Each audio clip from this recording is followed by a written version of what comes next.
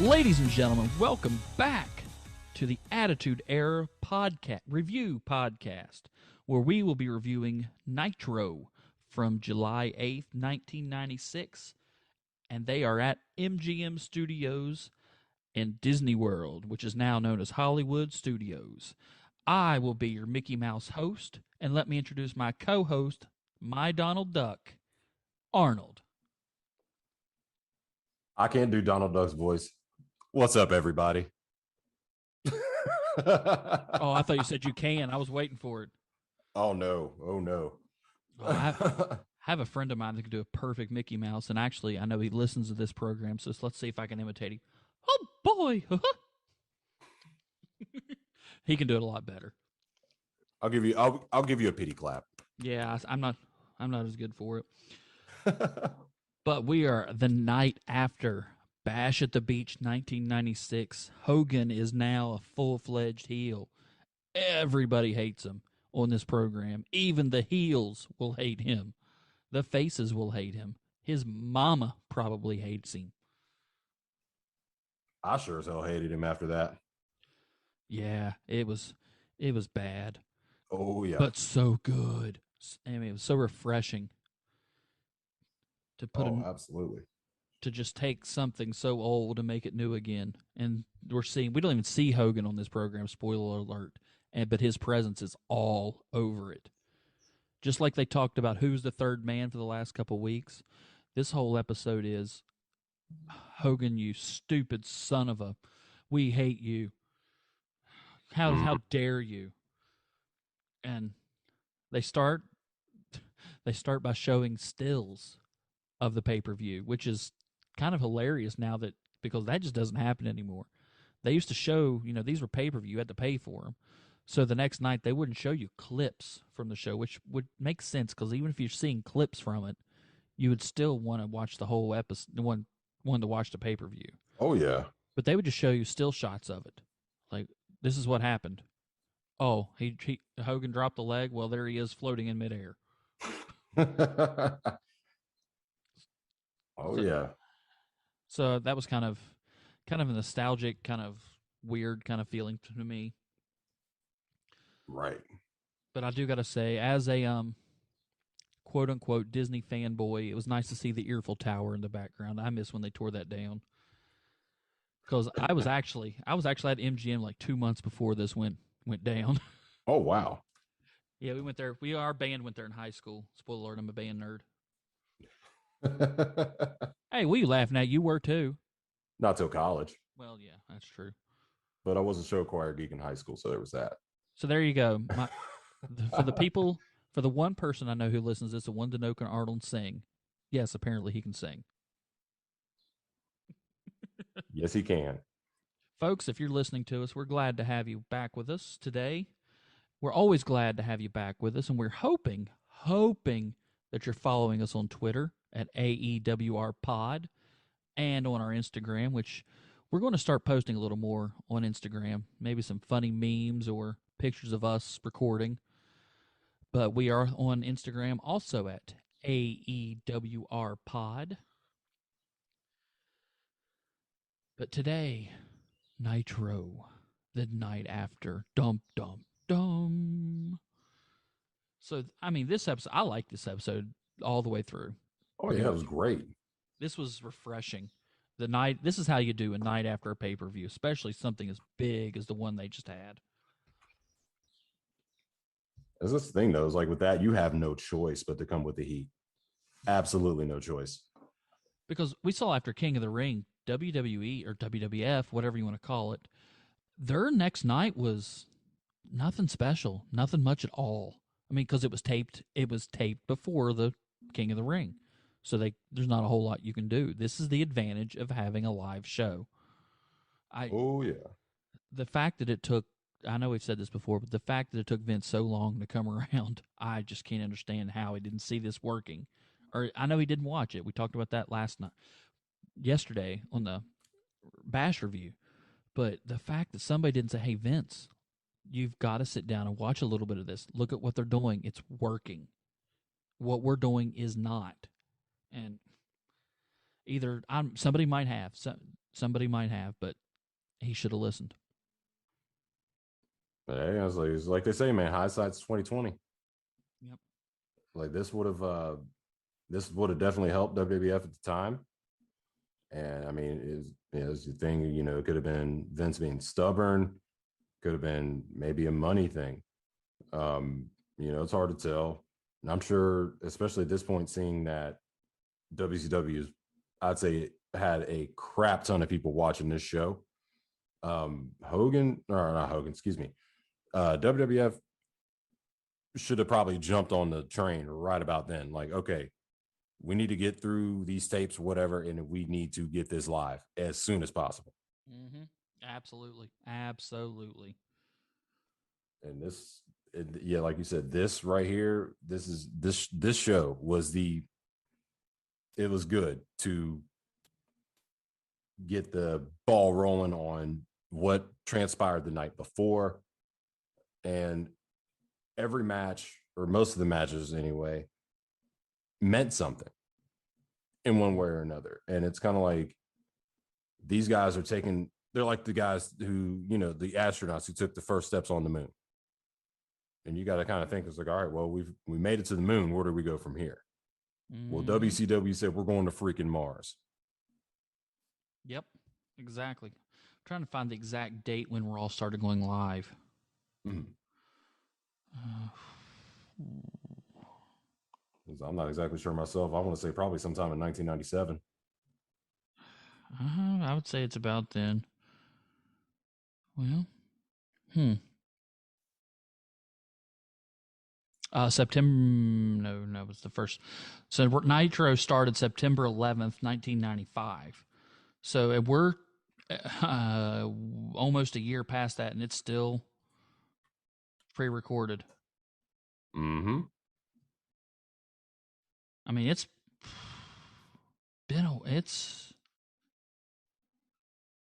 was a while, because I know. Shoot. I can't even find it, so it's been a while. I'm going through the history, but still, we'll figure it out later.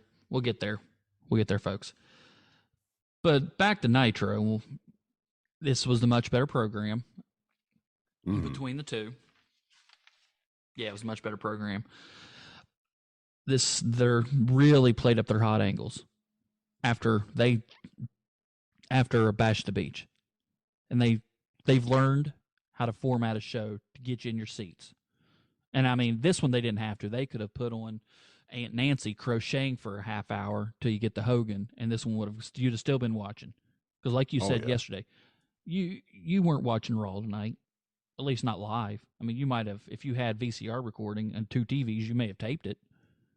Mm-hmm. But you're not watching it live. I would say they got smashed tonight. Because you heard, I mean, if you haven't seen it, you heard Hogan went heel. You probably didn't believe it. Oh, no. So they knew they had the audience. They knew they were going to have it.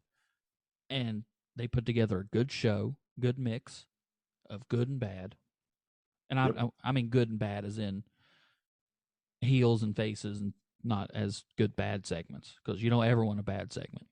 Even though it happens. But even if they thought you weren't going to be watching this, they put on a hot match to begin with to try to get you hooked. Mm-hmm. Oh yeah, and get you hooked. They did. Yep.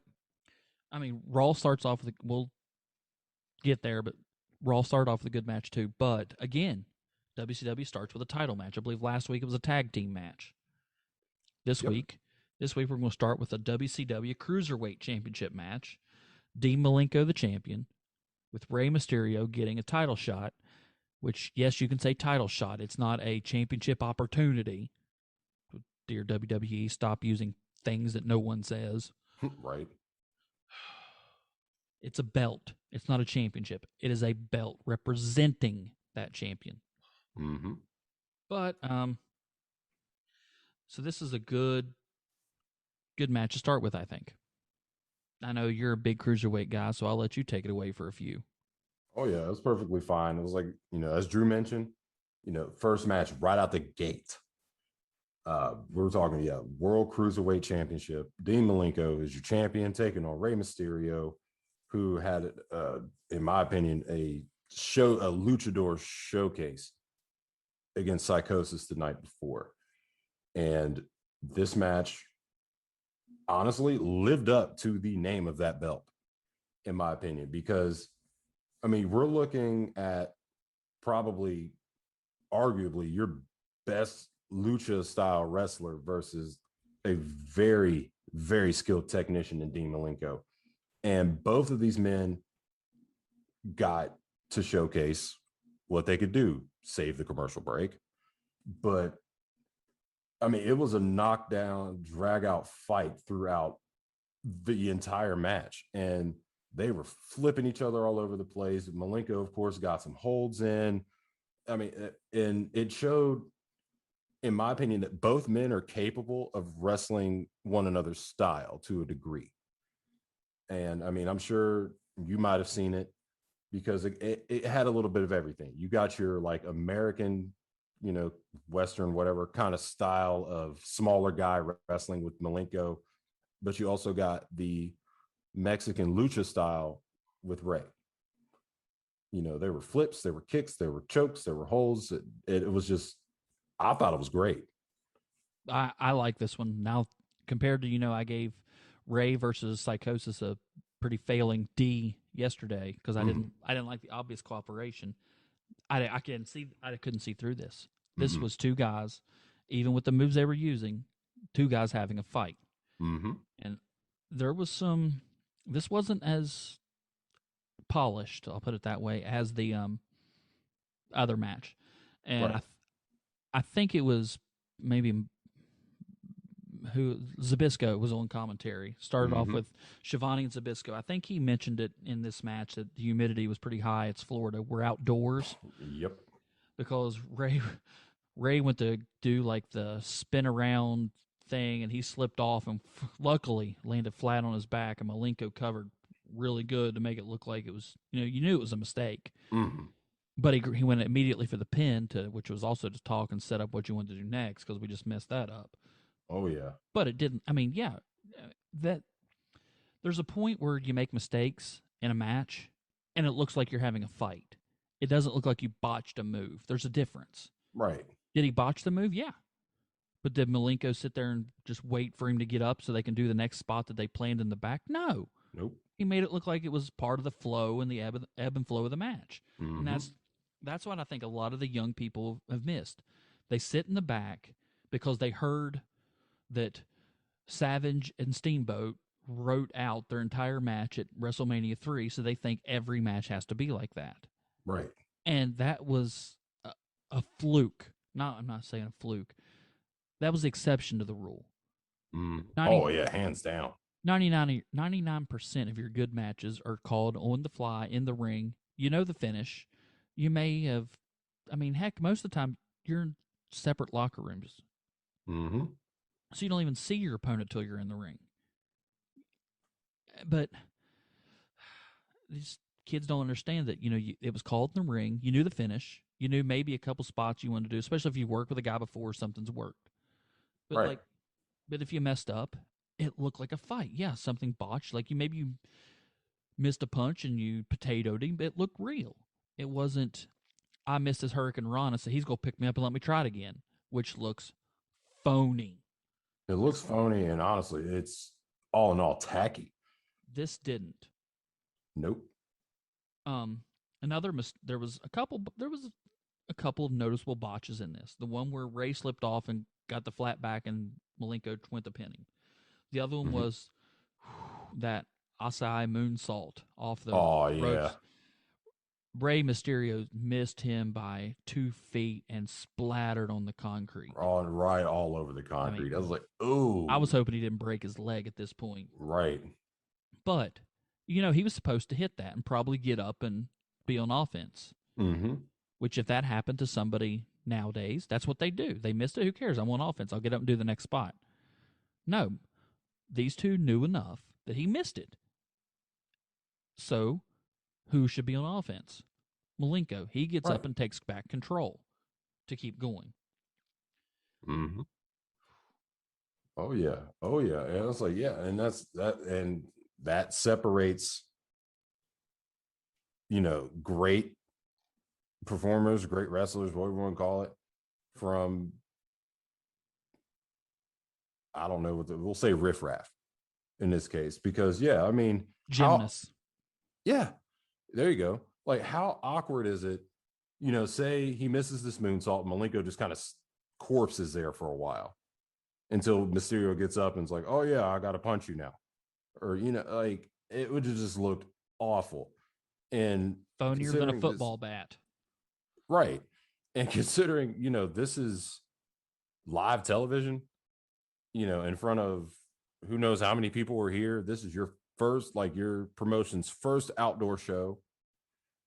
And this is after probably arguably the greatest moment in this promotion's history up to this point. And, you like Malenko and Rey did that exactly how it needed to be done. Exactly. And, like this, and these guys understand. And I'm sure some of these new guys, or I won't say new guys, like these younger guys, I'm sure some of them understand it. These things happen, and I mean, it's one of those things, the show must go on. But at the same time, you don't want to stand there and be like, well, hey, man, we need you to, kind of got to hit this drop kick, so we'll let you do it again. Yeah. You can't do that on live television. Nope. They do now. Yeah, they do now. And I mean, it's one thing if it's taped, like, okay, if this had happened on Raw, and, at that point, even if they decided to go up and do it again, we're not going to see that. The people who see that are going to be the people who are in the crowd. And they might have something to say about it, obviously. I mean, depending on where you're at, especially. But if we're watching this on television and it's taped, they could easily just get rid of that. And it's like, okay, well, he hit the move. Cool. Mm-hmm. But yeah, shout out to both Mysterio and Malenko for that. I will definitely give him that. Which brings me. Malenko was working really heelish in this whole match. So I know we talked about it with the Inferno match. Maybe they're wanting him to be a heel and kind of like that quasi heel kind of character. I don't know. Yeah. And that's kind of what I was getting. Like, I was kind of about to say, I was like, I was going to say that kind of leads me to the next point, because it was one of those things. It's like, yeah, is Malenko your babyface or is he your heel? Yeah. And the one thing that really, I don't understand why they did it. Malenko's your champion. Yep. He gets Mysterio, throws him out, and goes out and beats crap out of him for a while. While the referee's counting, like he should, a good referee. 1, 2, 3. Malenko rolls back in, then goes right back out to reset the count. Mm-hmm. Why? He gets counted out, you win. Yeah. And you retain your title. Exactly. And I mean, even the only way that really works is if it's some kind of ongoing feud and the babyface does it so he can prove to himself that he can finally overcome the big heel that's been in his way. Right. But the heel does it so he can continue to beat the crap out of the babyface outside the ring. But see, this wasn't that situation. That's not Malenko who he was. It just, that really that was the one big thing. The botches I can take. That happens because they covered him well. Oh yeah, very well. There's 2 things that stopped this match from getting an A for me. It was this, and then what happened pretty much next, the top rope gut buster. Yeah, it was nice, but this is the one really where Rey was up there, and he had to reach around and help Malenko up to the top. Like, this was obvious cooperation. Mm-hmm. Beautiful move, beautifully sold, beautifully performed. but you could tell they had to work together to do it, and that's just pulled me out of it. I mean, that's the only thing that stopped it from getting an A for me. Mm-hmm. That's fair, because honestly, I was kind of like, yeah, at that part. I mean, it was you could see it. Rey reaches right behind, grabs him, and yeah, it was. But and then Malenko kept pulling the shoulders up. I mean, so maybe if they would have done that first before resetting the count, it would have made sense. Right. But the other and doing the resetting the count first didn't make a whole lot of sense. Because it didn't make sense to me either. But he pulls the shoulders up, won't pin him twice, I believe he did that. And then Rey Mysterio reverses into a Hurricane Rana, 1, 2, 3, and he is your new WCW Cruiserweight Champion. Mm-hmm. Which I'm not sure at this point how long Malenko's had the title, but it was obvious from the last couple of weeks with the big package with Rey Mysterio and how they've talked him up that they were pushing this guy to the top of this division. And it's a good call. I like it. I like this. Oh yeah, I liked it too. And I mean, really, you think about it, up to this point, like you said in the last episode, that no, it wasn't that match. Sorry, it was a different match. But in this, I mean, even with the stuff they were showing in the prior weeks on Nitro, like they were really trying to hype up Rey Mysterio. And I'm going to go ahead and say it, I'm sure you all heard my grade for the Mysterio Psychosis match from Bash, but which, if you haven't, go back and watch a review of Bash at the Beach. Absolutely, it's a good one. But I mean, I know you're not a big fan of the high flying stuff, but if you think about it, the match between Rey Mysterio and Psychosis kind of set the bar for the Cruiserweight division in WCW. And this match here, in a way, kind of solidified that for me, which is why I'm glad that they put Rey Mysterio over in this one. Clean. I mean, clean too. Exactly. Clean. They did it clean. And I mean, up to this point, Malenko was the champ a little over a month by this point. It's a little hot shot for me, but yeah. And, and plus the match with, the match with Disco wasn't bad. It wasn't bad at all. But at the same time, I mean, come on, you got this young, extremely talented Rey Mysterio Jr. I mean, you're definitely, he's going to, even if it wasn't tonight, he was going to have that belt eventually. Oh, yeah. You could look at Rey Mysterio and realize this is a guy that's going to put butts in seats, even as a cruiserweight. People are going to come and want to watch him. Oh, yeah. And I mean, and you think about it, like from here on, like the cruiserweight division in WCW is one of the biggest draws at that point, because at this point, I mean, WWF might have had some smaller guys, but they weren't cruiserweights. No. They were just little guys. Shawn Michaels was pretty much the smallest guy in that whole daggum promotion. He's 6'1", probably 180. Yeah. Maybe two. He could probably pass for two. And I think that's what kind of brought on that whole new generation in there. Because, I mean, you think about, the guys who were holding the belt in WWF at the time, like Shawn Michaels is champion at one point. Diesel, a.k.a. Kevin Nash. Yeah, he's, that big man, but he's not like, brr. I mean, look over the last couple of years who WWF had. Taker, Yokozuna, Diesel. I mean, then Shawn Michaels, but, I mean, that was the exception to the rule. Hulk Hogan, Ultimate Warrior, big, giant, muscly dudes. Yeah, big, giant, muscly dudes are your champs.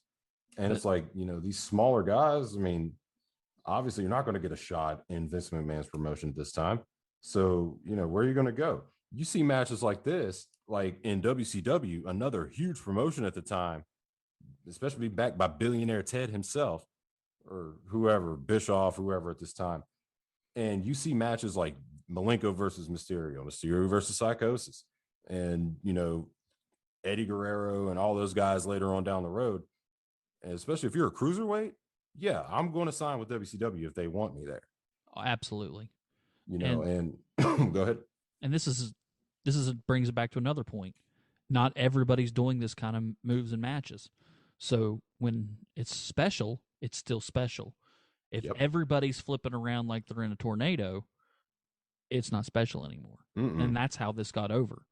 There's a reason yeah. there's a reason, if you notice, when WCW pretty much starts right about nowish, every show started pretty much with a cruiserweight match. Mm-hmm.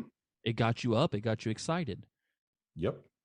Because you're going to see this, but then it's going to be different later down the road. And exactly.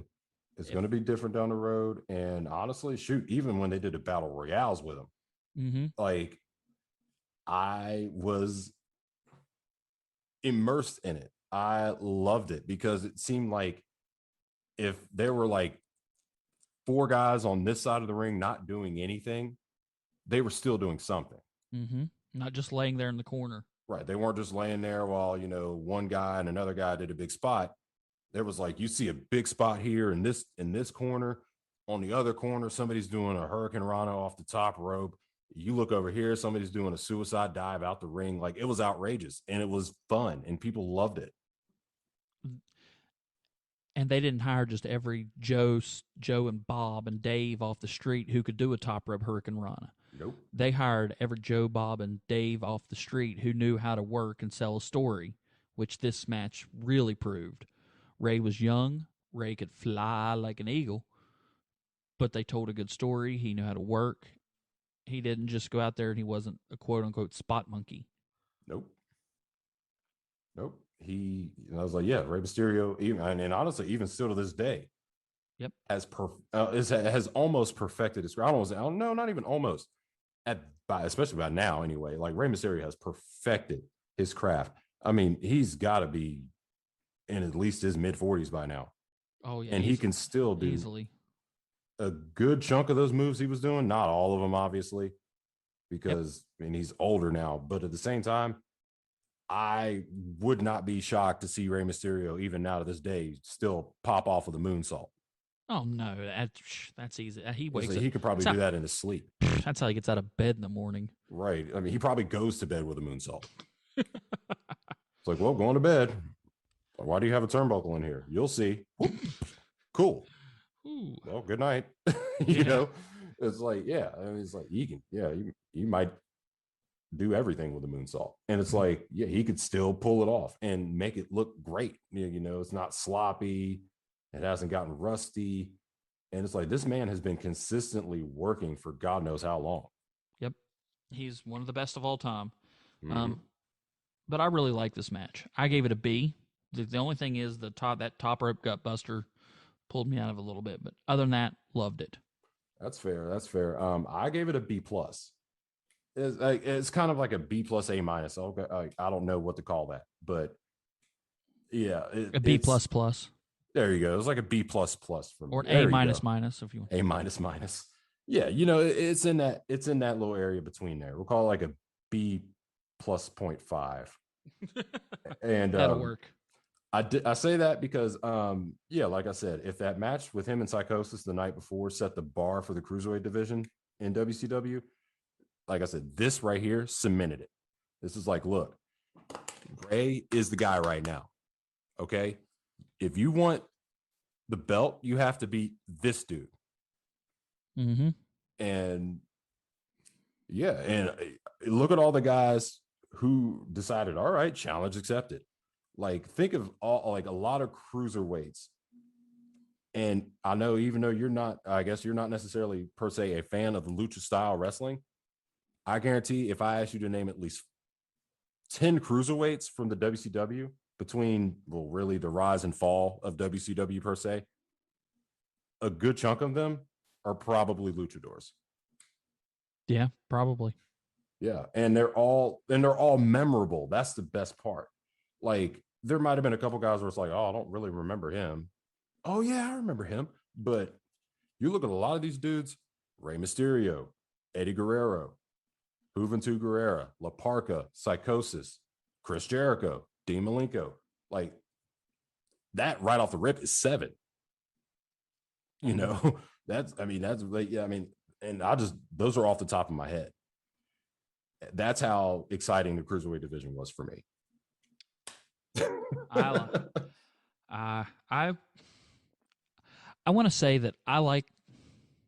How do I put this? I don't want to bury them totally. I like the high flying. I don't like the lucha libre style because it's just 100 miles an hour flying around and doesn't make a lot of sense, which isn't what Rey Mysterio does. Yeah, Right. he flies, but he makes sense out of it. There's a difference. So that's why I thought the match. I thought this match was good, but AEW, yeah, they can fly, and some of them can make it look good. Right.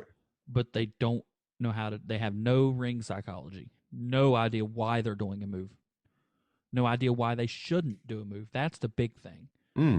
That's the thing. Yeah. Most wrestlers nowadays, they know when to do. They don't know when to do a move, and they don't know when not to.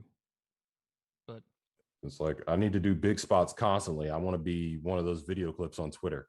If everything's up, nothing's up. Exactly. Look at a movie. Is a movie okay? Let's take what's the most popular type of movies out right now. Superhero movies. Let's take what's the biggest one. Let's take the last Avengers movie. The last Avengers movie, Endgame. Did it have a beautiful fight scene at the end? Oh my God, yes. Was that one not wonderful? Oh. Even though there's a big continuity error with Ant-Man in it, which kind of whatever. We'll call that as wrestling terms a botch, but whatever. Okay. Would that movie have been nearly as good as if it was a 2-hour fight scene? Absolutely not. No, they worked up to it. They sold you. They got you hooked. They gave you emotion. They gave you a reason. They gave you somebody to root for. They gave you somebody to hate. They gave you a little bit of hope. Then they pulled it back and took it away. And they gave you a little more hope. And they took it away. And finally, the big babyface comeback. Steve, what? On your left. And if that right there didn't give you goosebumps, I don't know what it is. But this isn't a movie review. It's just tying it in because if a wrestling match is all high spots and high spots and high spots, why am I caring about it? Why am I caring who wins? Why am I caring about who loses? Right. Where's the story? Tell me a story. I will take a match with zero top rope, high flying, big move that tells me a story. If you sell me an hour-long match where a guy just has a hammer lock and can't get out of it, I would rather see that than top rope Hurricane Rana, top rope super whatever. I don't super kick, top rope leg blah, blah, blah, blah, blah. Yeah. Take that as what you want. Tell me a story, and that's what these two did right here.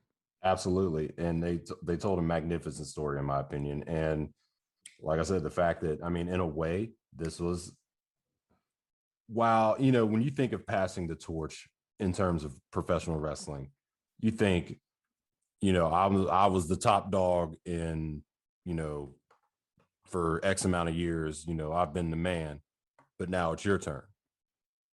This has that kind of feel to it. Except, obviously, Malenko and Mysterio both go on for years, but you know what I mean? It's like, okay, this was Mysterio's coming out party. Exactly. And it's like, for an American audience. And that's what I said. Is like, and in a way, this is kind of our introduction to the lucha libre style of wrestling. Just like, if you look at, this is later on in WWF that I can think of. Even ECW before that, but guys like Taka Michinoku and guys like that coming from Japan. Even guys in WCW who are coming from Japan. And a lot of them, I'm sure they Americanize it a little bit, obviously, so that we kind of go like, oh, cool. These guys are from Japan. That's cool. But at the same time, if you look at a lot of the moves these guys are doing, you can definitely tell Japanese style wrestling is different because it's more shoot style than it is, or what they call it, strong style than it is, here. And it's different. And that's why, even still, Taka, Funaki, guys like that, while they were mid-card guys, were still over with the crowd because we didn't see that all the time. It was different. Yep. It was very different. All right. Well, so you said B++. I'll take that. We'll take that for sure. So I believe next we have a little, a backstage session there with our good buddy Mean Gene Okerlund. with the Steiners and the Nasty Boys. Now, I don't know about you, but I guess these guys, they don't like each other. I got that.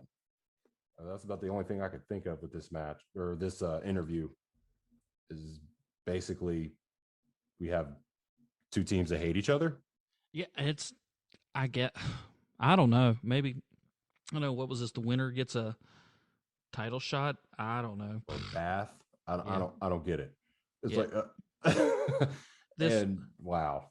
I mean, I love Scott and Rick's promo. Scott's always intense and crazy.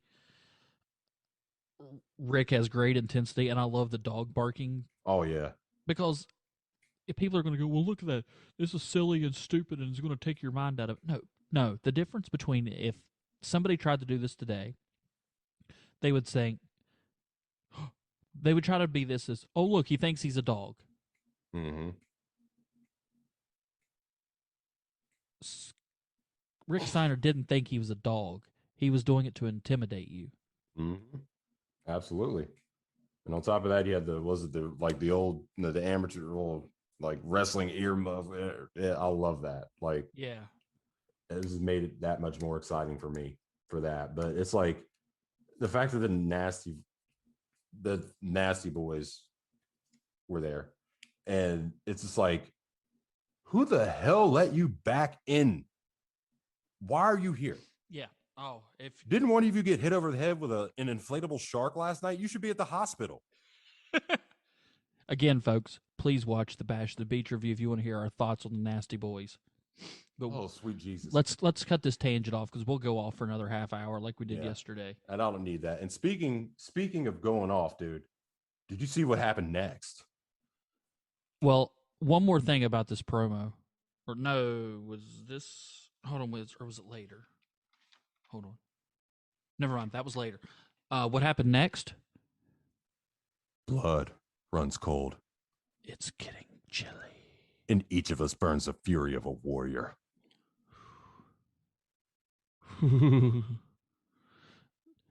This made me sad. Oh, really? Yeah. Did you notice the difference in the package or the vignette this time? It no longer says July 1996. Oh, yeah, that's right. It just says coming to WCW. Yeah. So my thought is either I'm going to have to wait longer for this, or apparently this guy isn't ready to be seen on TV yet.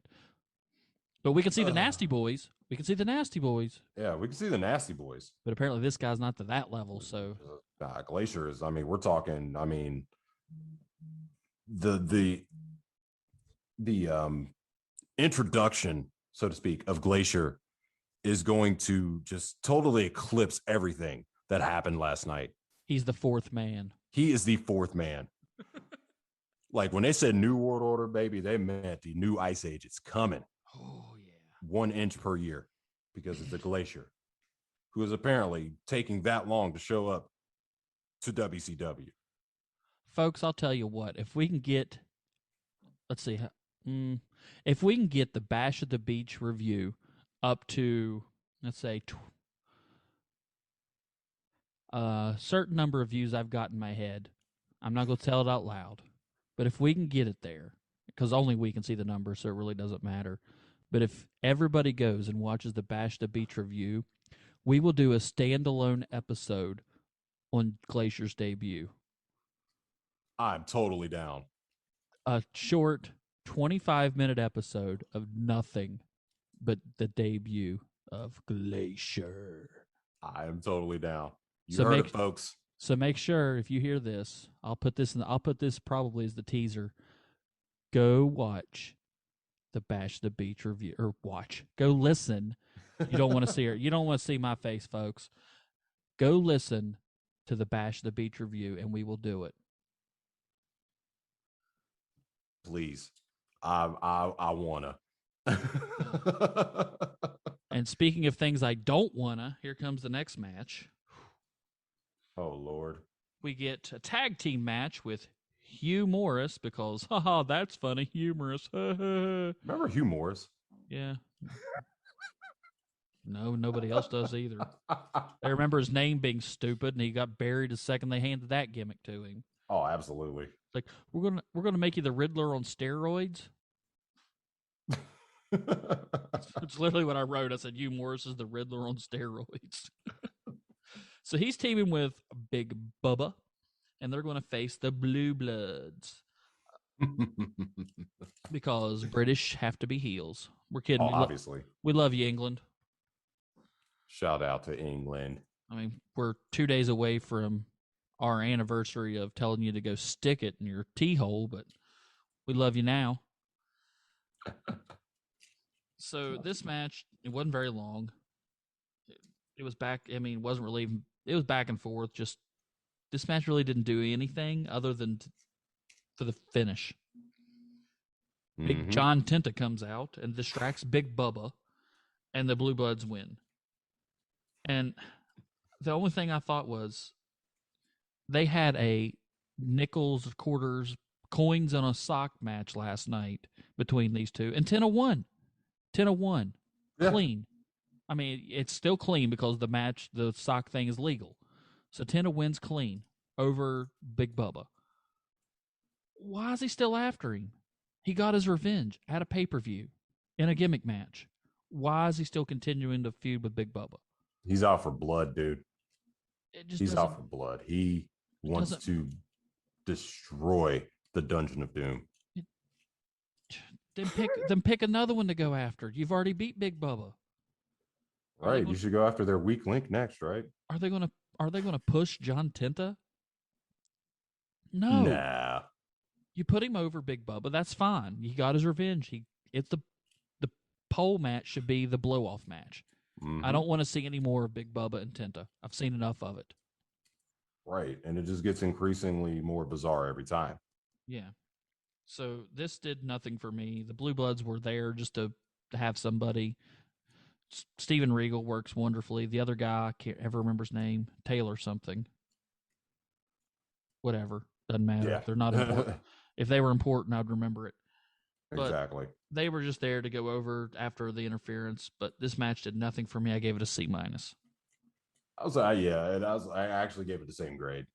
I did. There was really nothing to it. It was a little short, whatever you want to call it. And the only thing that saved it was, of course, once again, the fact that, I mean, I'll be honest with you. In this house here, we stand Lord Steven Regal. I'm just going to go ahead and say it. Like I've always been a Regal fan. Oh, yeah. Will always be a Regal fan. He has the most punchable face in wrestling history. Right. He does. Absolutely. And that's why I love the man. Because, especially, I mean, I don't think I've ever seen, well, not until, I ain't even gonna get into it. But I can't think of a time where I've seen a legitimate babyface William Regal or Lord Steven Regal at all. Because, I mean, with a face like that, his just down the nose and just, it's perfect and don't ever change. Yes, please. I think I know he's the GM of, or the commissioner or whatever of NXT now. Mm-hmm. I think sometimes he does that as a face role. Not sure, but it's not in the ring. In the ring, he was always a heel. Oh yeah. In ring, always a heel. And I mean, even when he was back in the day when he did the commissioner thing, mm-hmm. I used to love that. They'd get in there and be like, I want a match with so-and-so. He's like, you're not going to come in here. And then he'd just throw himself into a match with him. Yeah. And then later on Tajiri, and it was hilarious. Yep. And I will say one thing I like about that. My probably top 5 favorite segment, match, whatever you want to call it in wrestling, involves him. The one where he comes out to the crowd of American people who he just looks down his nose at because they're so inferior. And he pulls out and he starts reading Shakespeare. I love this segment so much. If you haven't seen this, please go on YouTube. We'll get there eventually, but it's a few years down the road, and I can't wait. He walks to the ring with his big British. This is in WWE at the time, mm-hmm.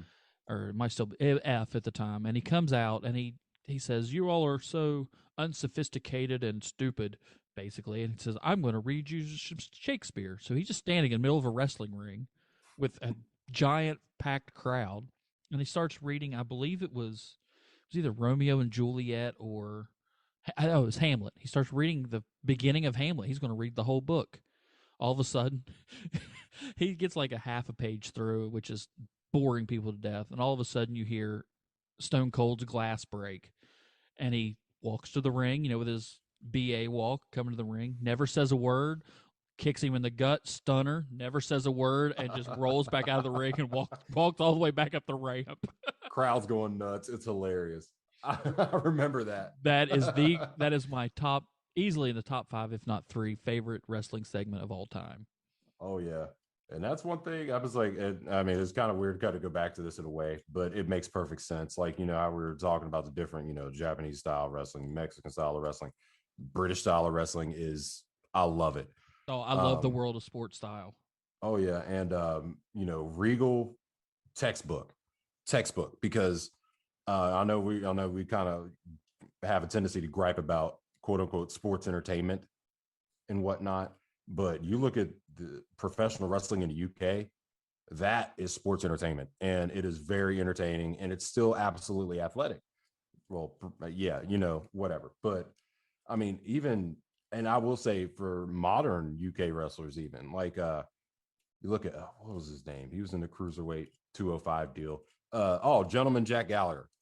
I enjoyed him as a face. I enjoyed him as a heel. Because not only did he show his athleticism in the ring, but he also showed impeccable showmanship. Because it didn't matter if you were cheering for the man or booing the man, he put on a great show. And I give UK wrestlers massive props for that. One of my favorite YouTubers who does like retro video game things and stuff like that. Shout out to Top Hat Gaming Man, if you're listening, but he's also a professional wrestler, and he does that thing, that's his gimmick, he wears the top hat, he's mean British guy, and that gets over there, and quite frankly, I feel like it gets over here in the States too, because we're not used to seeing that type of showmanship in professional wrestling. Now, when it comes to Gentleman Jack, I will make the disclaimer: we approve of his wrestling style, but not him as a human being. Yes. He is a piece of garbage outside of the ring. I get what you're saying. Mm-hmm. But yeah, this match, it didn't do much. I gave it a C-. Mm-hmm. This one, C-. Yeah. So we'll move on from that. Hugh Morris, horrible gimmick. I mean, he wasn't much in the ring, but yeah. So then we move to another Cruiserweight match, which is nice to have them split up a little bit. We'll have Psychosis, who's making his Nitro debut, which they tell us 3 or 4 times that he's making his Nitro debut. Mm-hmm. And they're acting like they're trying to make this big deal out of Psychosis. Well, they jobbed him out last night at the Bash of the Beach. Go listen to that review. And shameless plug, folks. Why are you listening to this if you haven't listened to the Bash of the Beach review? But still, maybe you've just found this randomly. But they jobbed him out at Bash the Beach, and spoiler alert, they're going to here. Why make the big hubbadaboo about it being his Nitro debut? I did it again. That's a good question though, because they did exactly that. It's like, this is the debut, Monday Night Nitro, blah blah blah, and they did exactly that. It's like, okay, so you do that just for him to lose. Yeah, I didn't get the booking of this. Get it? I mean, they obviously wanted to make something of this guy and give him a couple wins versus some job dudes. Right. Don't put him in there versus Eddie. It's like, I'm sure you can find a couple guys down there in Florida. Like, hey, you want to wrestle on a Nitro? It's live. Yeah, I wrote the very end, and I said, "This is Psychosis's Nitro debut." Really? Okay. It's nice. Yeah. Thanks for coming. You're now a job dude. Yeah, basically. And if you think about it, the night before was his first match ever in WCW. Which there's nothing wrong with being a job guy. Every promotion needs him. But you don't make a big deal out of him. Yeah, you don't push him. Like you No. don't set him up like, oh yeah, here we go. This is his second match or his first match on Nitro and blah blah blah blah.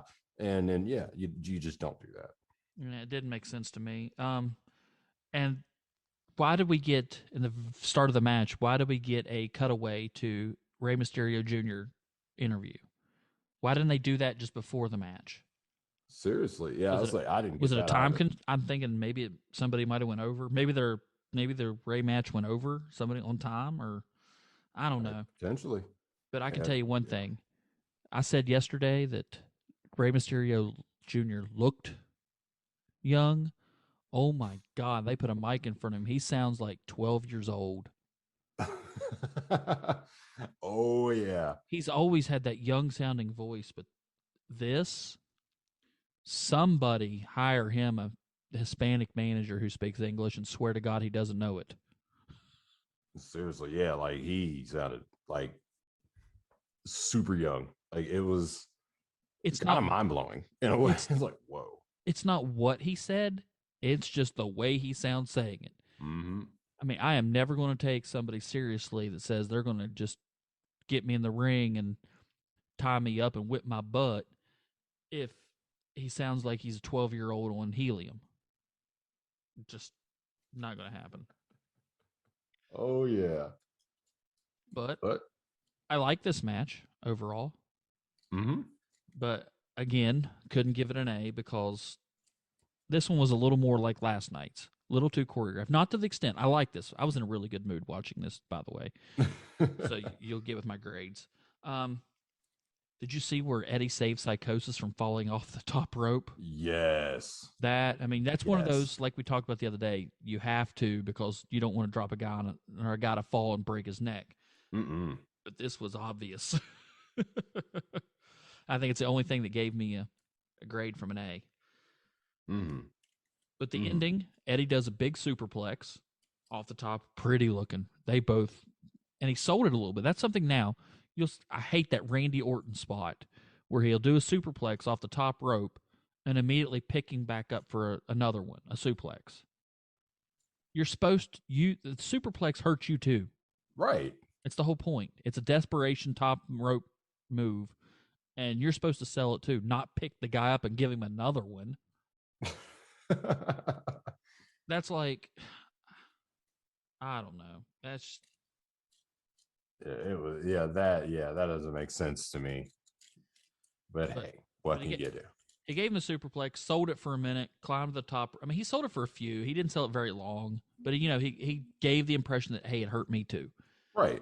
But then he climbs the top rope and gives that big Guerrero. Why they always kept calling it a frog splash and not a Guerrero splash, I'll never know, because he did it better than anybody. Oh yeah, hands down.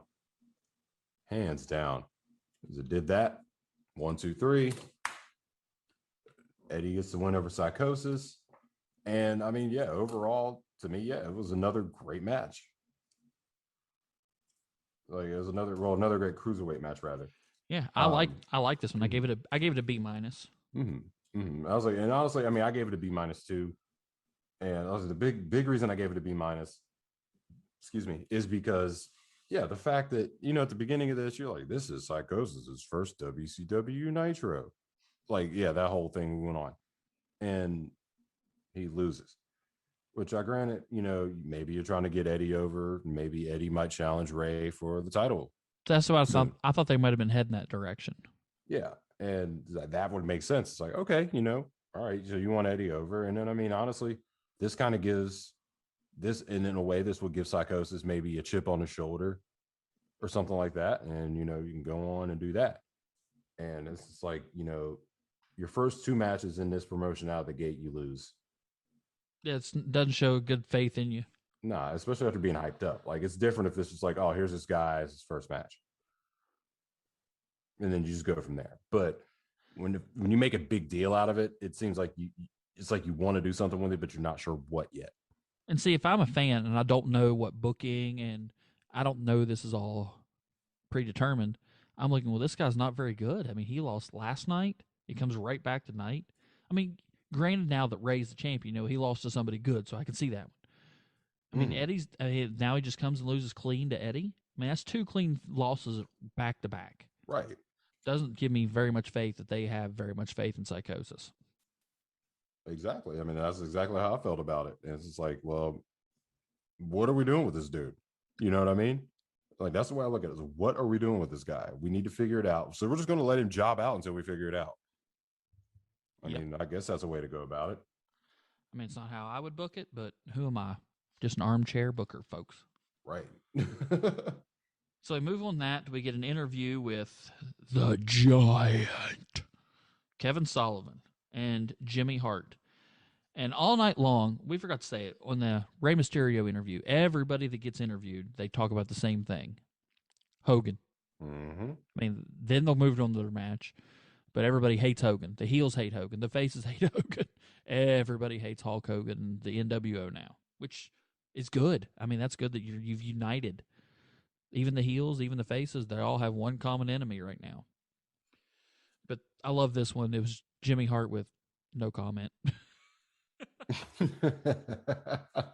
And the history of Jimmy Hart, has he ever not had something to say? I know that even to this day, I laugh thinking about that. Like, the man whose moniker is the mouth of the South was left speechless by Hogan's actions. Yep. And the simple fact, and just as for me, what the bonus, this big bonus for me, is the fact that this stable was created with the exact, like, their mission statement was to destroy Hulkamania. And they succeeded. And they didn't. They got. Sometimes you don't know what you got till it's gone. Mm-hmm. Because now they're stuck with the N and the W and the O. That's right.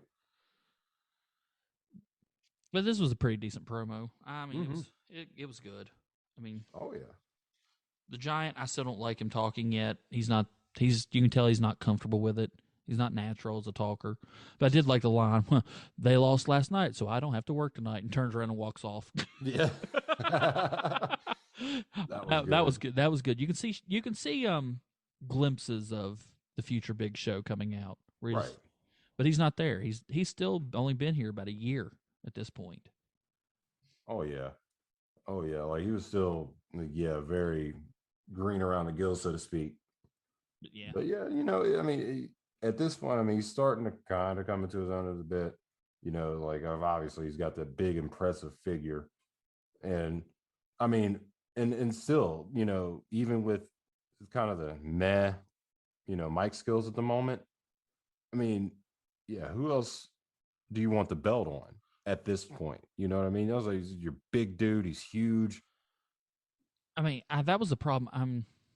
I think they put it on him too early. I really do, because now he's got this mystique and this unbeatable factor. Well, eventually you're going to have to beat him. True. And I mean, you can do it as some kind of screwy finish, but at some point he's going to have to lose. And I don't think he's lost yet.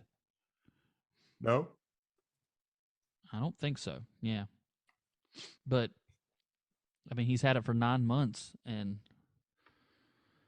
I mean, eventually somebody's getting it back, but yeah, I don't know. I mean, I guess if you got this whole NWO thing, it's like somebody, I mean, if they're going to slay the Giant, pun intended, it makes them even more credible. I was like, yeah, that just further legitimizes that. So, I mean, that makes perfect sense. But I like this. It was good backstage. Jimmy Hart with no comments popped me big time. Yeah. The other two were good. Kevin Sullivan's always good on the mic, even with that Boston accent. Looking for his khakis.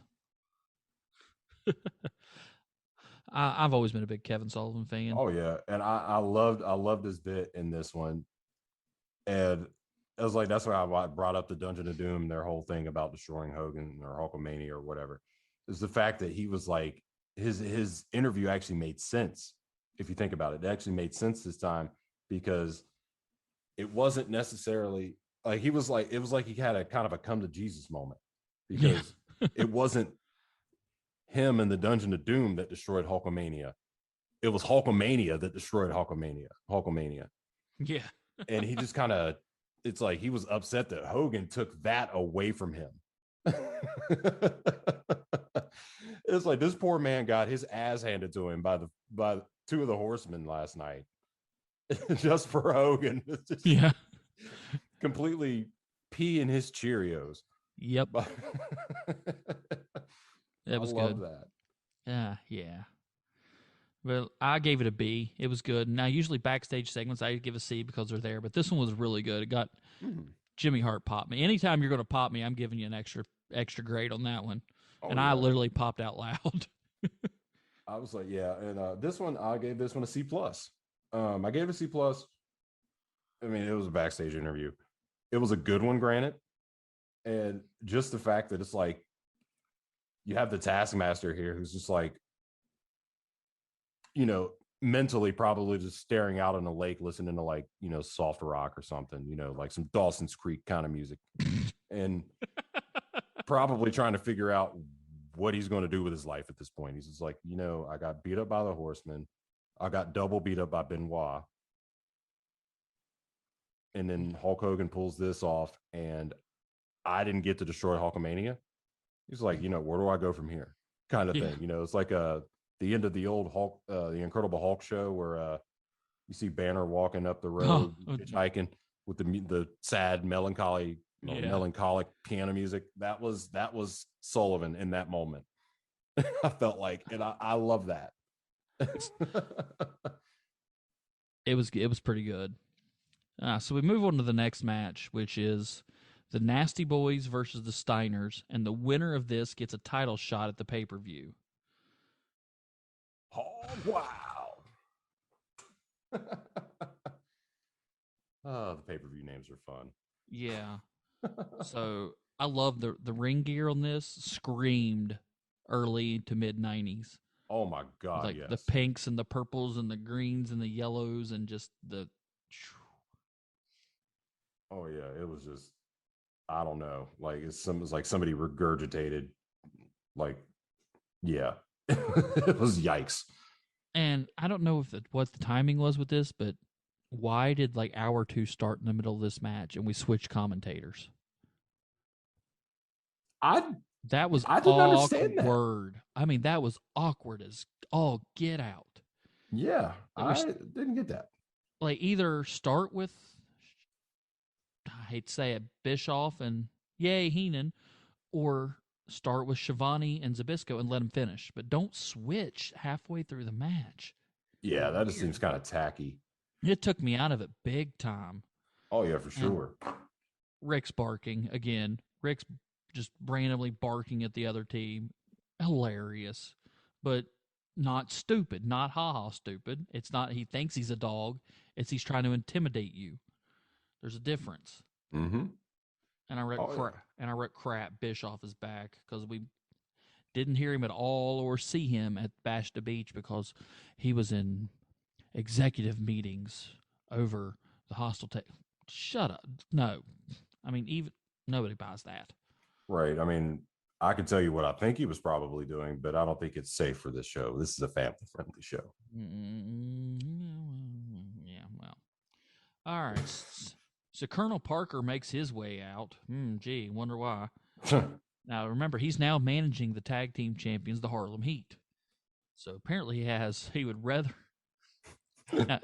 Now, if you're managing Harlem Heat, and you just saw the Nasty Boys yesterday who can't wrestle a wet paper bag, mm-hmm. and then you're looking at the Steiners who, look at them. Scott's already a genetic freak because steroids, and Rick Steiner who can work his rear end off in a fight. Now, which one do you want to have a match with? Right. If I'm going to have to put my titles on the line, do I want to give a shot to the Nasty Boys or the Steiners? Well, apparently Colonel Parker had a little too much of the hip flask because he picked the Steiners because he nails the Nasty Boys with a... Or no way, he was trying to hit the Steiners and hit the Nasty Boy. So I guess he did make the right choice and just couldn't execute it. I wrote that down wrong. I wrote it down backwards. I can't read my handwriting. So Parker goes to hit, I think it was Scott with Kane, misses, nails Nasty Boy number 1 because I don't know their names and I don't care. Right. So Steiner's win 1, 2, 3. Then we get an in-ring with the Nasty Boys and Mean Gene. And this is exactly this is the point where you can realize that they are at Disney and Disney's told them no on the language, because the second that the blonde Nasty Boy, the dumb one,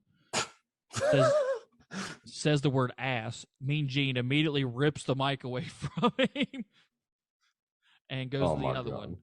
And neither one should ever have a microphone in front of their face. Oh my God. No. And to me, there was 0 point to this interview other than just to kill time.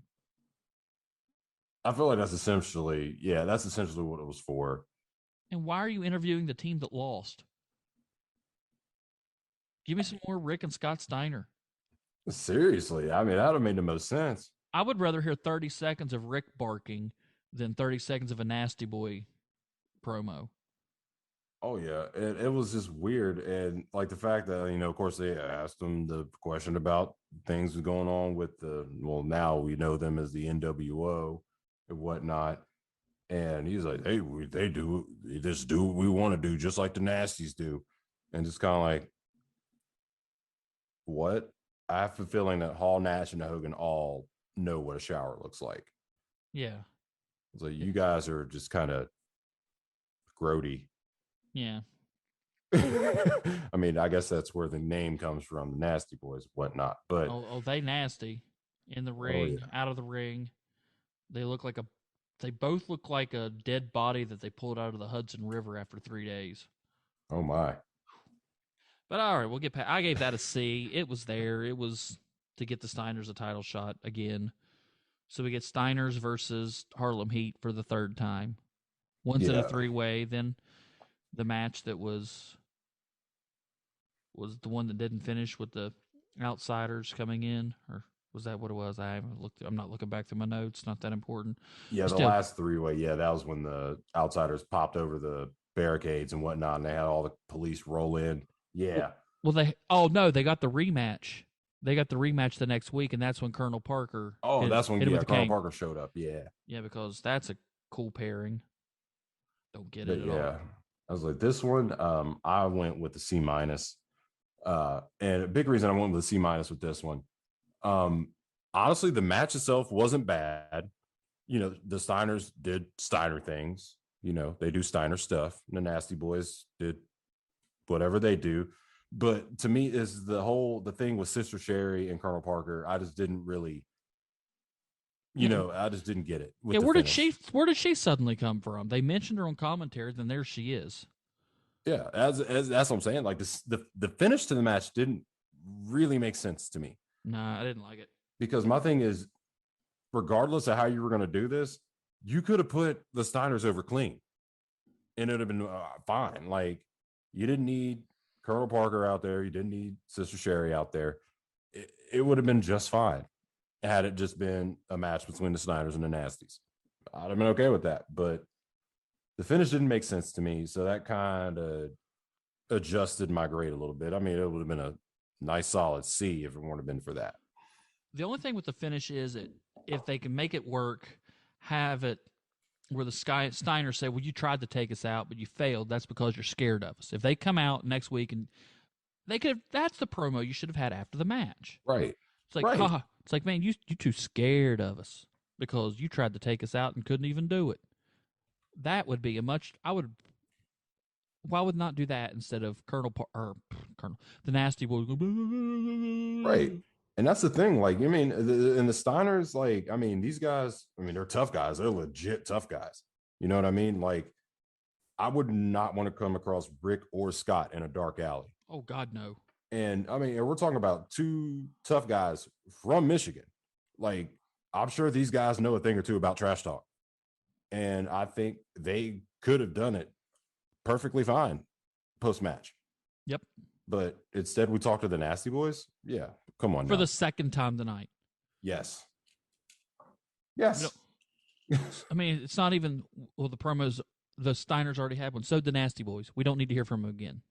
Right. They Just go they on to the next thing. they should get like one promo a year so you can just remember that they're not mutes. Other than that, they need to shut up. Mm-hmm. All right. Absolutely. But we go from the outhouse to the penthouse when it comes to promos, and we move to Ric Flair versus Jim Powers in a U.S. title match. Oh yeah. Okay. Jimmy Powers, the Jimmy Powers. Like I'm pretty sure Jim Powers in this point in WCW is a job guy. Oh, hands down. So why are we making this a title opportunity? Sorry, title shot, and not just a non-title match for Ric Flair? Didn't make a lot of sense why we would give a job. I mean, because as soon as they said title match, well, Flair's going over. Oh yeah. Because And I mean, at this point, not even interference. You're not even going to whack Ric Flair over the head with something and Powers go over because you're not giving Powers a title one day after Flair just won it. So this just screamed not well thought out. no, it wasn't really well thought out. And really, I feel like it was probably just maybe some heat for Flair. You know what I mean? Look at what happened in the match. Woman gets involved. Flair does his little Flair floppy thing. And, it was a Ric Flair match. It was a Ric Flair squash. I love the Ric Flair on his knees begging, no, no, no. Heel Oh, move. yeah. He's a heel. I wrote Powers gives pretty good chops himself. He gave some Flair some good stiff ones. Oh, yeah. I did. I actually put that in there, too. I was like, those chops. Like, those were legit. Flair was taking them. Oh, yeah. And that's the thing. It was beautiful. Like, the fact that he let it go, I was like, hey, why not? Yeah, this was like you said, this was a good squash match. Flair got over. He worked the knee for a little bit. I think he did a chop block to the back of the knee, figure four, and Powers. Now, this is something that we need to go over because it's going to be real important in about a year, especially when it comes to these kind of matches. We use the phrase that like Powers tapped out. No. Tapping out wasn't a thing yet. This will come important next November. You had to physically give up to the ref, say I quit or I'm done or I submit. Yeah, but physically tapping the mat didn't do anything. That did not signal the end of the match. That'll come to be a very important detail in next November in Montreal for a little certain incident. But yeah, so Flair goes over, retains the U.S. title. Everybody saw that coming. This was basically just a kill time match and get a 3 Horsemen and Mondo interview. This was so much beautiful of Flair. Did you notice that while he was talking to everybody else, Flair pops behind the table and starts popping the champagne and pouring glasses? Yeah. This man is pouring out champagne to celebrate beating a job dude on Nitro. See, that is why I love Ric Flair. He is the greatest of all time. You want to say GOAT? I'm going to go with it. It is Ric Flair. He could do everything. Absolutely. Like, Ric Flair could have walked out there and just kicked this dude in the face and pinned him after 10 seconds. And I still would have been like, you know what? Yeah. I love it. It was just like, you can't have Ric Flair. Sorry, go ahead. No, go ahead. Go ahead. Oh no, I was just gonna say. I mean, it wouldn't have been a Ric Flair match without ridiculous celebrating. Like, oh yeah, he celebrates everything and that's who Ric Flair was in real life and on screen. I was about to say that's who Ric Flair still is. He didn't just say he was high style and profile and wheel and deal and kiss steal and son of a. He really was all that I just said. He really was all that, and it still is. But did you notice? Did you notice Woman and Gene again? Yeah, I'm telling you, it had to be some kind of backstage rib to see how much she'd get him to break at this point because she was all over him. I mean, it was wonderful. Oh yeah, I love it every time because like it cracks me up just seeing Gene try to hold it together. While this is going on. Yeah, so That was good. I gave it a B plus. If it's a little longer, I may have given it an A, but it was short. It was what it was. I give it a B plus. B plus. I like that. That's a pretty good grade for it. I gave it a B minus. I told you I was in a good mood today Mm-hmm. today I watched this. Right. I gave it a B minus, and like, yeah, I mean, for no fault of anybody, really. It was just kind of like, honestly, if it were a little bit more and not Jimmy Powers, then I might have went higher with it. But it was it was a Flair match. It was a Flair squash match. It was entertaining, very entertaining. So it wasn't like here comes Ric Flair and all this, regalia. He's got woman Elizabeth and Deborah with him, and everybody's woo. And then here comes this other guy who's already in the ring. Yay! But yeah, it was just fun, and even the interview afterward was fun. Yep, I liked it. I liked it a lot. It was a good palate cleanser after the Nasty Boys. Mm-hmm. Flair keeps having that effect on us.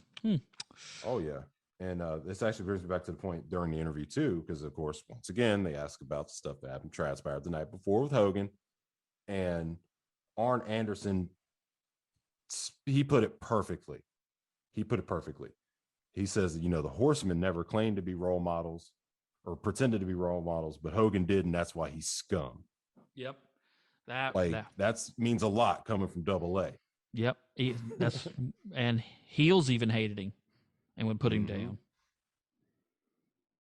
Yep. Oh yeah.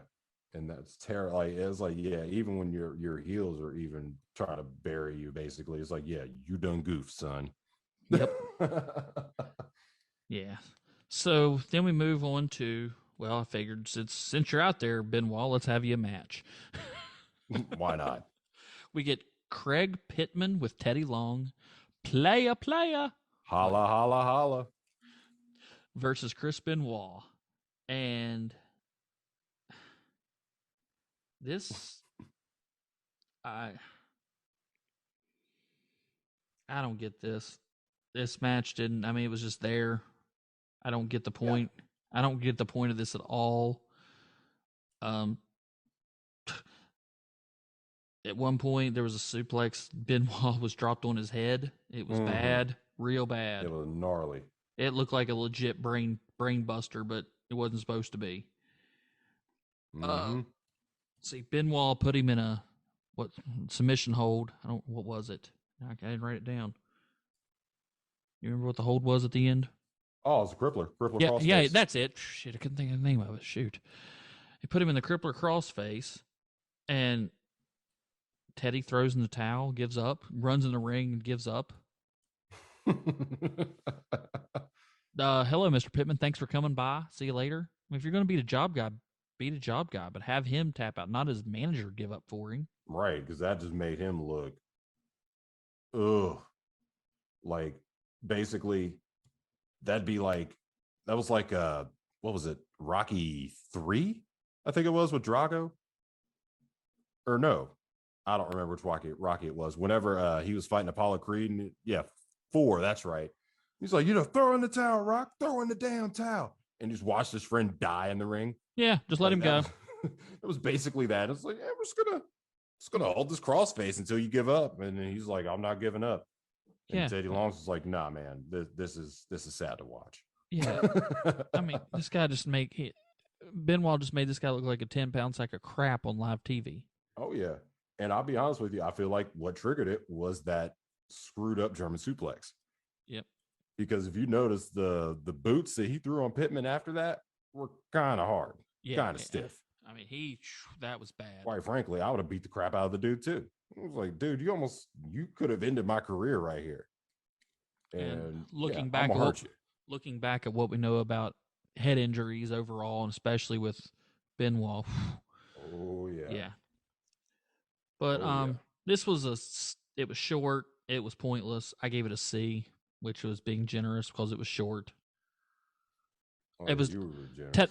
Teddy Long it was probably a D, but holla holla playa tag team match with the Undertaker.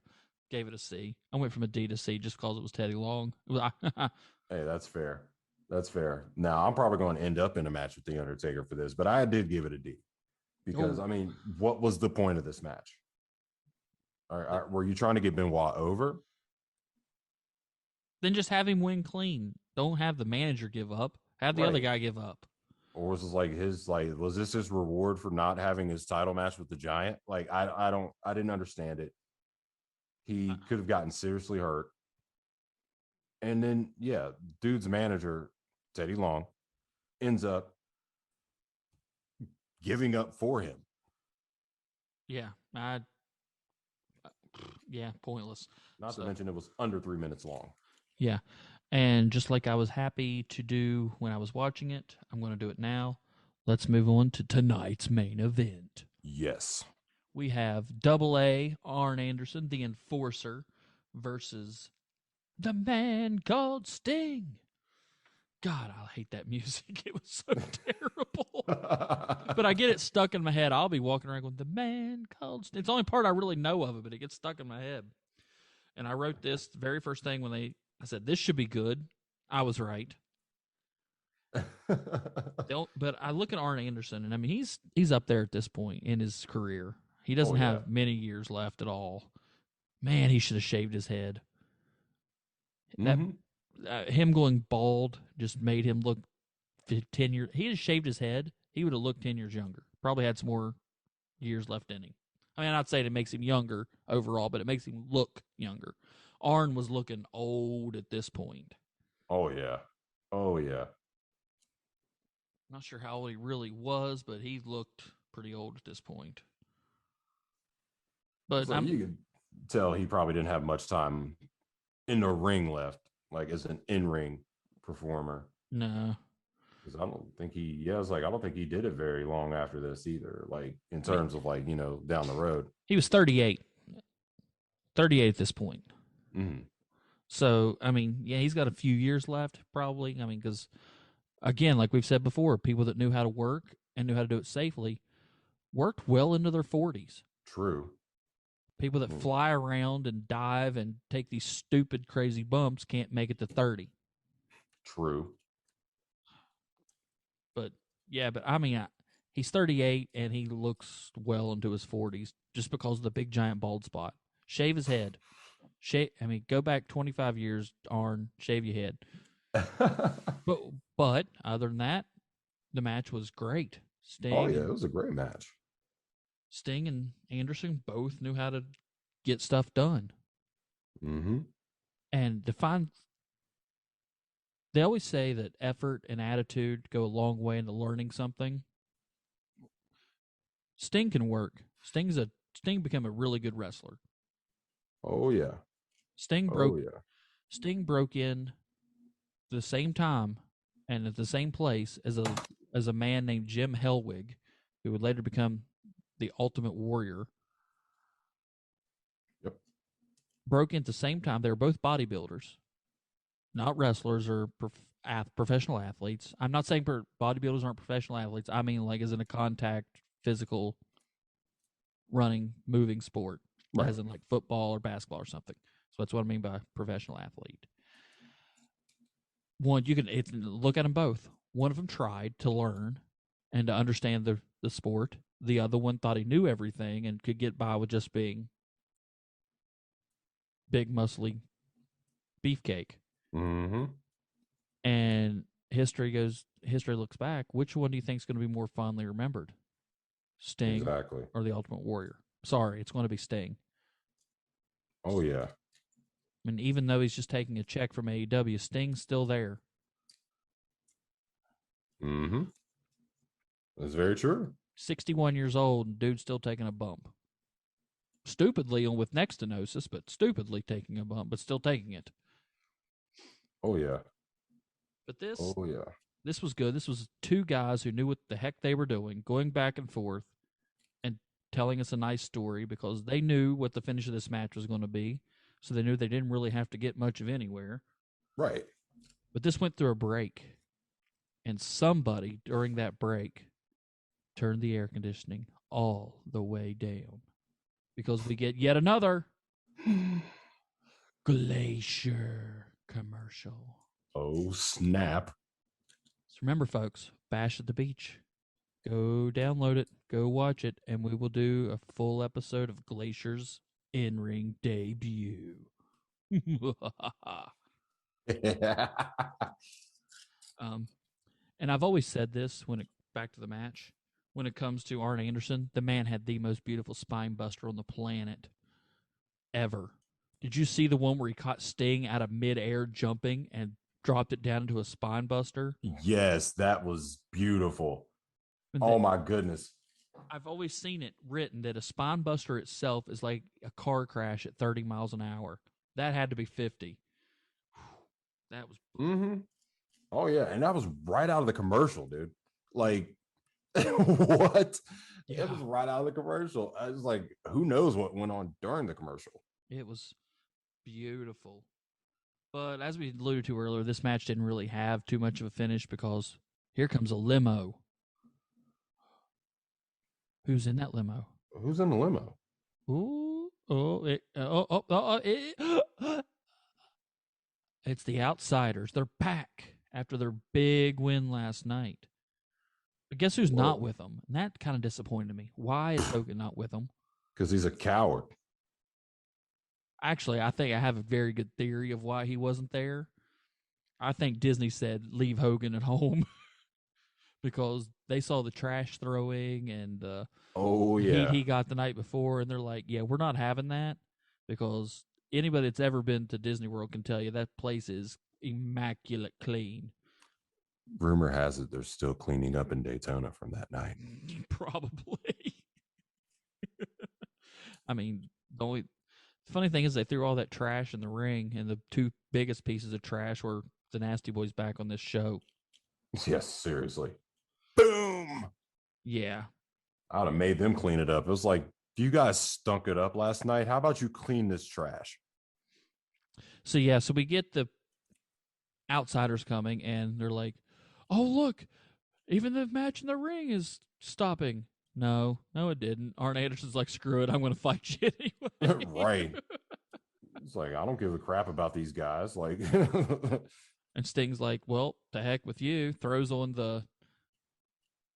I'm pretty sure he hit the Scorpion Deathlock, didn't he? Yeah, Scorpion. I want to say sharpshooter. I'm like, that's not what he calls it. It's not that. He puts on the Scorpion Deathlock, and just as Arn Anderson just sitting there taking it in pain, Sting is just staring at the Outsiders like, I'm going to do this to you. And I like that, because that was like, you're getting this eventually. This is going to be you. That was awesome. That was a badass moment. Yeah, and Hall and Nash are looking at you like, it's in our contract. We control what we want. You can't do anything to us. Right, for real. But yeah, I was too busy paying attention like the outside. Did the match ever officially like end? Did Anderson give up, or was it just a no contest? I'm pretty sure they called it a submission win.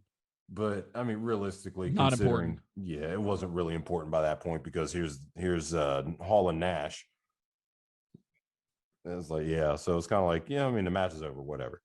Yeah, here comes, and Macho Man runs out to help, because he is again part of the Team WC. Well, we haven't got Team WCW yet, but that's pretty much what it is. He comes out to help his buddy Sting, which ironic. I mean, Luger's still nowhere to be found. They said he was hurt, but still nowhere to be found, which leads me to think maybe he was actually legitimately injured for that match last night. But, right, that's very possible. So Mean Gene comes out. Is he the third man? No, still not the third man. Crap. I wanted Mean Gene to be it. That'd have been hilarious. That would have been great. But it wouldn't have been as good, but it would have been hilarious looking back at it. But he comes out and he interviews everybody. Sting's not known for his promos. Like I said, he's always going to be better than the Ultimate Warrior, but the Ultimate Warrior never could make sense in a promo. It was just gibberish. You could like we said with Ahmed Johnson, we'll hear later in the Raw review. Ahmed Johnson, you just could not understand a word to come out of that man's mouth. No. The Ultimate Warrior, you could understand that every one of those words were English. It was just incoherent. But they were in an order that made no sense whatsoever. It was like he opened up the dictionary, pointed at 20 different words, and that's the sentence he was going to say. It's like, the hawk flies in the middle of the afternoon with the spirit of a warrior. It's like, what are you talking about? Put the mic down. Yeah, we'll get to him later. He'll be a big part of the Raw review. But Sting's never been known as a big talker. Yeah, he had his fired up Sting promos, but they were never anything. I mean, right now, if you had to say, if could you recite a Sting promo? Probably No, not. Maybe a no. catchphrase, the woo thing, but Ooh. not like a. I mean, Ric Flair, we could quote a promo. Oh yeah. Like you said, Incoherent Warrior, we could quote because it was memorably stupid. We Or like could do. haikus. You could do a Shawn Michaels promo. You could do a Triple H promo, The Rock, Austin. We can do those. But there was never a big Sting promo that you could do. Hmm. But this one was a good promo. He was fired up and he was dropping bombs. Oh yeah. But he also, the one thing he didn't drop was he said he was going to kick their butts because this is when I absolutely, for a fact, knew that Disney said no bad words because even a baby face is going to say, we're going to kick their ass. Right. And he said, and you could tell by the way he said it, he wasn't comfortable. Like, that's not, like, he wanted to say the other one, but he's like, yeah, we're going to kick their butts. And I'm thinking, you just made Sting sound like a fourth grader. I was like, yeah, that sounds like something my kid would say. Yeah. So I'm gonna kick your butt, Dad. I'm like, Yeah. okay. So, yeah, that was good. Then Macho Man comes out and, ooh, yeah, he is ready to go again, brother. And he was I great. loved it. I loved it. And I feel like they did a great job of like just they didn't like while I don't want to say they necessarily buried Hogan, I think they did a great job of kind of putting a little bit more heat on Hogan because Yeah. it's like, he didn't want to travel with us. He didn't want to do this. He was like, telling kids to shove it or whatever. And it's This like, was this yeah, was all putting Hogan over as a heel. absolutely. Put as much heat Absolutely. and put him over as a heel. Right. And the thing is, it's like when you're already in the center of the sun, how much more heat can you have? You Yeah. know? Yeah, exactly. He is thermonuclear at this point. Absolutely. He was probably glowing red hot. And there was like, no, we do not want him here. If he's here, Epcot will burn down. Ooh, No one wants that, I guess. no. So we Not Epcot. so here's what I wrote. We wrote Sting, great promo on Hulk Hogan. Macho Man, great promo. Nash, meh. Hall, double meh. Them two were just they're trying to come across as like these cocky, smarmy heels, and they just come across like they just don't care to me. This Well, I mean, whole yeah. when it comes to this whole NWO thing, they've they're not the center of it to me. Then yeah, it's great and it's one of the greatest angles in wrestling, but these two just never do it, never put much to it. No. This was all Hogan, and I don't know if this was jealousy where they didn't realize how big it was going to be, and it's not only because to start with, it was all them. It Oh, was yeah. all the focus was on them. Who after Bash at the Beach is talking about Hall and Nash? You know, there's Maybe no. them, Hall and Nash are. I didn't hear it during this whole show. Anybody say that we hate Hall and Nash No. anymore? Nope, we all hate Hogan. It was like, nah, like, yeah, Hulk Hogan straight up stole the show at this point. And yeah, it was like, and plus, I mean, you think about it too. I mean, with the contracts these cats had, they don't need to care. They No. probably wrote the damn show. Yep.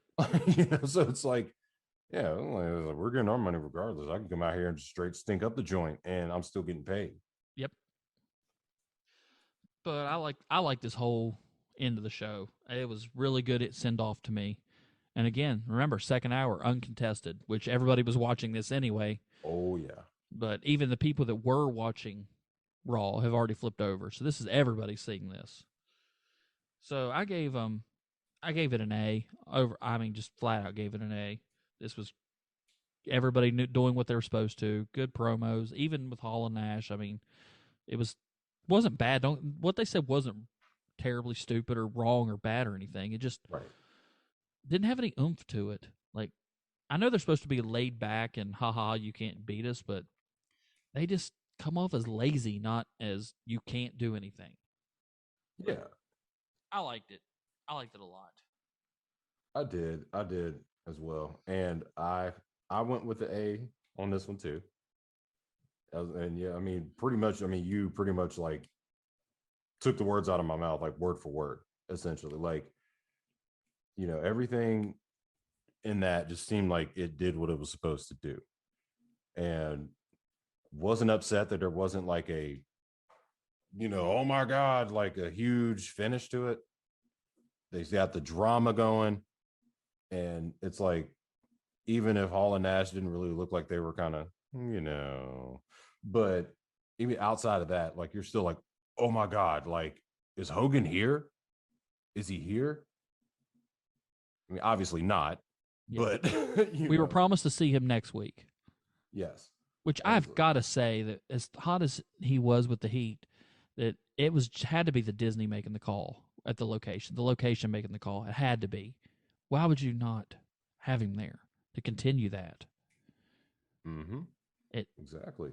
That's the only thing that makes sense to me. I mean, you can I guess you could think of it as, well, we hate him, and now we've got a week to boil it over. But no, you look at what the heat he had last night. Do that again. Wait till the end of the show. Wait, because you don't want to trash the ring. Oh no! On the first match, have him. I have to believe that originally he was written in to come with Hall and Nash. But maybe after seeing somebody jump, I just thought of it too. Somebody jumped the barricade at the pay-per-view last night and tried to get to him. Mm-hmm. There was fans at ringside of this with no barricade. Oh yeah, they had a riot on their hands, man. Hogan was probably kept off this show to keep from getting stabbed. I guarantee it. I just realized. I think that's probably what it was. It was probably a safety issue. There was no barricade. Not enough. You couldn't have enough security. Not for that. So I'd say it was a combination between Disney went no and his safety concerns. Mm-hmm. That's how much heat this guy had. I really thought somebody might have stabbed him in 1996. Oh, absolutely. Absolutely. I mean, you think about that. That was the heel turn heard around the universe, dude. Like, there's a reason every time you see like a top 10 best heel turns, if this isn't at number one, it's a list made before July 7th, 1996. Absolutely. And this, I mean, yeah, that's just how big the ramifications of his actions were for that. Like the fact that, yeah, it was probably a safety precaution why he was not there for that exact reason. Because it's like, yeah, it took one person to boop, and that'd have been it. Yeah. And yep. I mean, you saw what happened to the guy the night before, got straight clobbered by Nash. So it's like, and then proceeded to get stomped by him and Scott Hall. And those aren't working kicks either. We're legitimately going to put boots to you. No, it was like, no, those were boots to, they were just like, I don't care where it's landing, you're getting hurt, buddy. Like, we beat each other up that's our job. You are nobody, essentially. Who just entered literally into a world of pain. Mm-hmm. Have you seen the clip from, I think it was Steve Austin it was Steve Austin and Triple H in Germany, and a guy runs into, for some reason, I think this was after Austin's heel turn, and goes to kick the crap out of him, and trips, legitimately gives this man a German suplex. Oh, yeah. I've seen that. Out of this man's shoes, just picks him up and just bam. I mean, no working. This is how hard can I slam you down on the mat. Mm-hmm. Oh, yeah. There was another one I watched, too. It was, I forget who was in it. I know Eddie Guerrero was in it. It was a ladder match. Oh. The one with Eddie Guerrero where the fan tried to come in and, like, shove Eddie off the ladder. Yeah, and he does, but luckily Eddie lands and doesn't tear anything. Yeah, and everyone in that ring beat the crap out of this guy, including the ref. Which then, at that point, the internet's out. Kayfabe is long dead and buried. Why are you doing something that stupid? Right. And there's another one. There's another one from WCW when one of the refs just grabs the guy in like a chokehold. I think it was Patrick, Nick Patrick, puts him in like a chokehold and like, whoa. Yeah. And that's the thing. It's like, and I don't care how long you've been a fan. I don't care if you're a casual fan. I don't care if you're like Dave Meltzer's right-hand man in terms of fanhood and fandom in wrestling. I feel like the number one rule in wrestling as a fan should be never, ever, under any circumstances, go across the barricade. Nope, ever. That's like the equivalent of jumping over the wall onto a live track in NASCAR. You will get splattered. You'll get splattered. Either way, you're going to get splattered. And whether it's a car going 200 miles an hour or a 400-pound man with muscles on muscles, I'm pretty sure a lot of these guys, even their hair had muscles at this point. Mm-hmm. And I'll be honest with you, I've been punched in the face before. It didn't feel too good. Now, I couldn't imagine someone like Kevin Nash, who's like 7 feet tall, and at this point was still a very active wrestler, punching me in the face after crossing over. Trying. True. But in the process, he would also break every bone in my face. Yep. And yeah, you would think that people would know that. But, stay in your lane, folks. Stay in your lane. Oh, yeah. But overall, I like this show. This was a good episode of Nitro, especially coming out of a pay-per-view.